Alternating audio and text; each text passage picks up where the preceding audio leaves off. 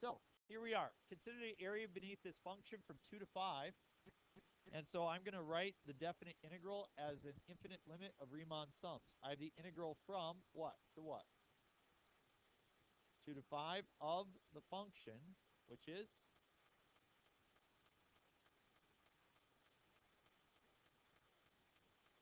dx is equal to the limit as n goes to infinity of the summation from I equals 1 to n of something. Well, here's where the heavy lifting begins. I know we can all write that out, but we have to decide two important things. Number one, what is delta x, the width of n rectangles? What is the width of the entire interval? 3. So what's the width of each rectangle?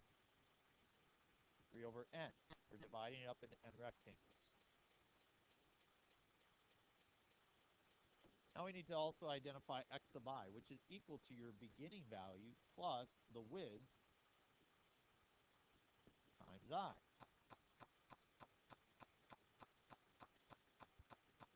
Good. So because we're beginning at 2 as opposed to 0, we have to add that 2 on to the beginning. Because you can see here that we're going to move over one width, which is 3 over n. Or we're moving over one width from our starting point of 2. So the first spot you evaluate will be 2 plus that 3i over n. That's the whole idea. That will be our first rectangle, I equals 1. Then we'll move to the second rectangle, I equals 2, I equals 3, all the way to infinity. So we now need to plug this in. It's going to be a lot of work. We have 4 plus 2 times 2 plus 3i over n minus 1 half times 2 plus 3i over n quantity squared parentheses times 3 over n.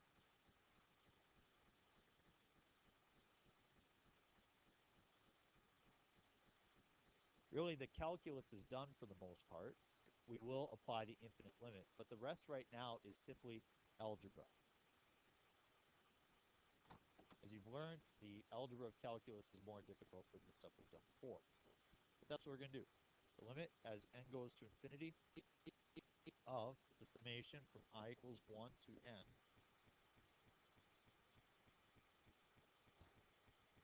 no easy way around this, folks. What do you want to do? Let's just do distribute this too, okay? And then we'll have to square it, huh? And then we'll multiply by the 1 half. So we'll take this in steps. We'll go 4 plus what? 4 plus 6i over n minus a half times, I'm going to square that out now. 4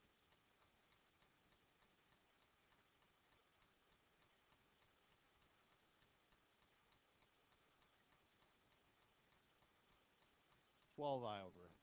Because you got to do the middle. You can't just square that and square that. To multiply a polynomial, you got to take it multiplied by itself. So you would FOIL this out. So I'm going to take 2 plus 3i over n times 2 plus 3i over n. And when you do that, I'm going to get a 6i over n. You double that to get 12i over n. Now, Hannah, we will add on your 9i squared over n squared. All of that. This is a mistake that people will commonly make. They'll forget to multiply everything by 2. You might be tempted to skip some steps, but I'll admit that this is exactly how I do the problem because I'm worried I'm going to make a mistake. So we'll try to write everything out as much as possible. The limit as n goes to infinity, summation, I equals 1 to n. I guess I could take 4 plus 4, 8, 6i over n. Now I should really distribute. What do you get? Negative 2. Got to distribute that negative 6i over n.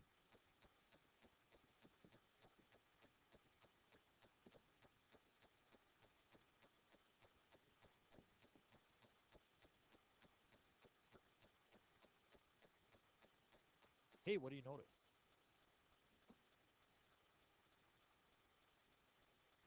Yeah, isn't that great? Makes me happy.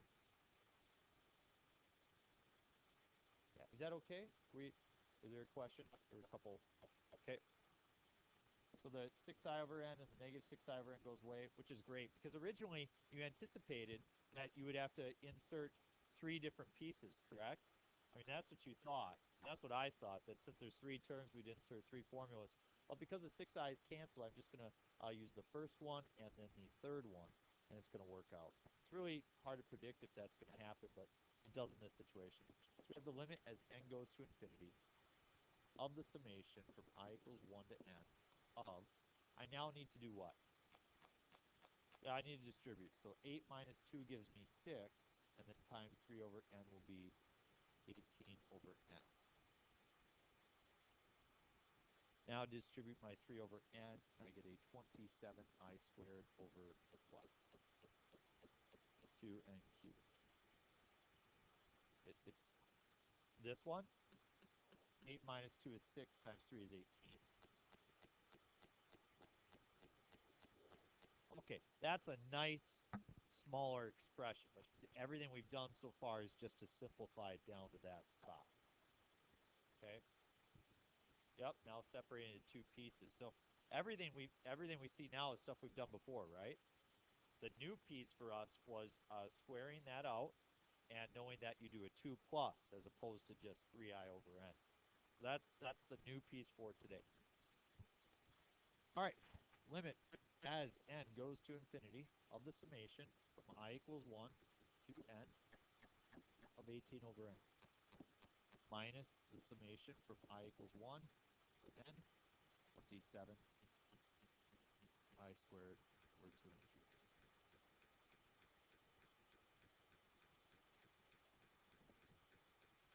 Now,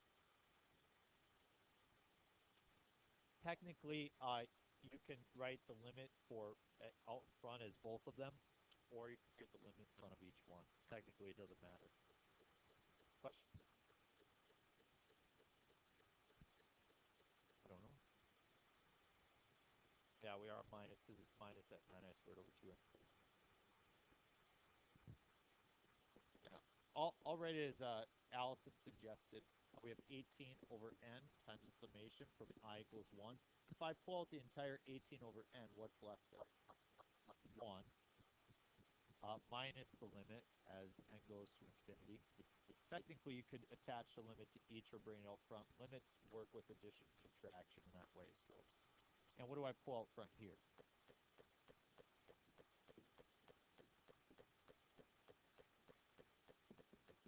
Katie, do you have a question?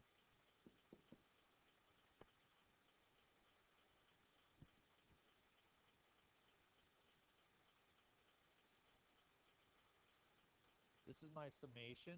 So right here, I just put this 18 over n out front. And so that just leaves a 1 there because 18 over n times 1 is 18 over n. And now we did that so that we can do this next step. Okay?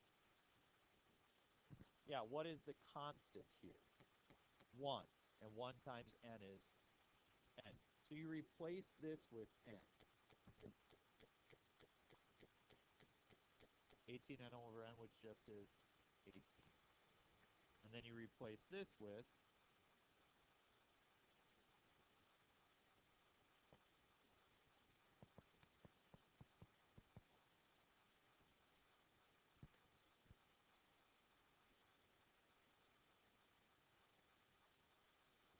we don't get rid of the limit, we get rid of the summation.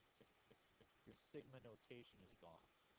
We still have this limit as n goes to infinity of 18 over n times n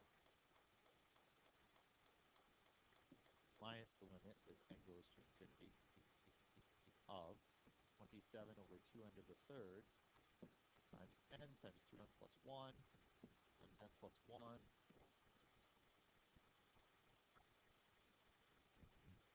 We're almost there, aren't we? You guys already have the answer. You're kind of checking to see what we got. The limit as n goes to infinity then of what? 18. And what is the limit of a constant? Think about what does the graph look like of y equals 18? The horizontal line. And as x goes to infinity, what is the y value always going to be? 18. So the limit of a constant is always that constant. So this will be just 18 minus the limit as n goes to infinity.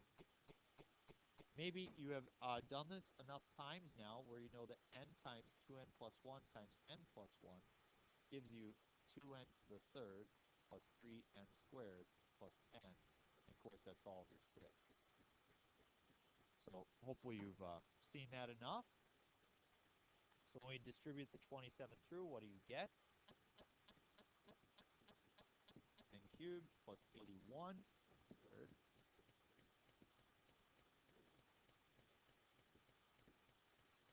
I'm not going to. I'm just going to find that limit and then subtract that limit. Sorry, thank you.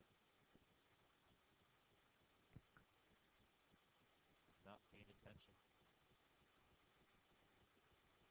So again, the limit as n goes to infinity of 18 minus the limit as n goes to infinity. Looks like our first limit is going to be good to go to evaluate. What do we have to take out of the next one? N cubed.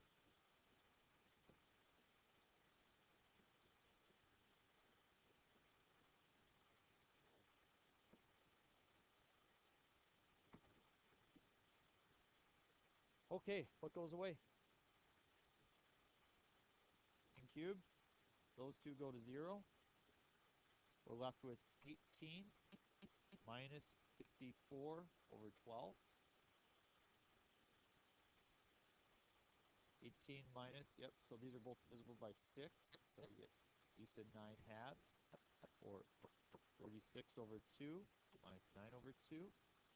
27 over 2, which is 13.5. And we think that that's correct, right? But we would really just want to go to that calculator and type in that y equals and press second calculate. And how do we check our answer? Which one do we press? Number 7. We are going to do the integral. So as the integral is written up there, we identify our a value, our lower limit, which is 2. And we identify our upper limit, which is 5. And it draws the rectangles, and it comes up with exactly 13.5. That is what we're doing. You are now fully prepared to carry out the rest of this assignment. I have this answer key completed. In fact, I have answer keys for all the worksheets we've had thus far. And sometimes I could pull answer keys from previous years. These were all new worksheets. So this is the first time I've gotten to this point and felt really good about what we've done so far. So I will start to use these in the future. So here we go. I will upload those online tonight. You can check all of them. And the rest of the time is yours, folks.